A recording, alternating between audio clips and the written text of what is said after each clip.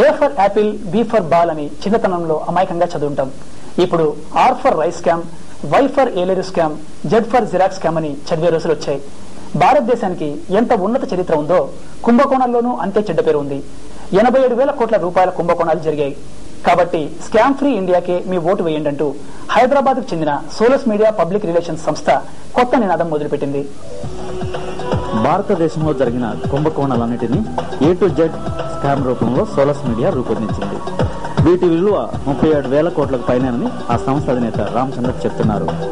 Andhra Pradesh బియ్యంలోనూ Yeleru scam లోనూ తమ వాటా నమోదు చేసుకుంది.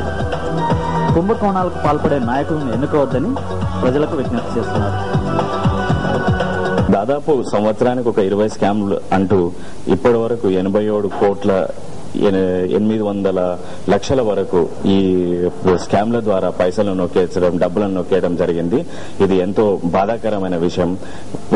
అదేవిధంగా ఏ టు జెడ్ మీరు చూసినట్టయితే ప్రతి ఆల్ఫాబెట్ మీద కంపల్సరీ ఒక స్కామ్ ఉండడం ప్రపంచంలో భారతదేశం ఒకే దేశం అని అనుకుంటున్నాను నేను. ఇది చాలా శోచనీయమైన విషయము.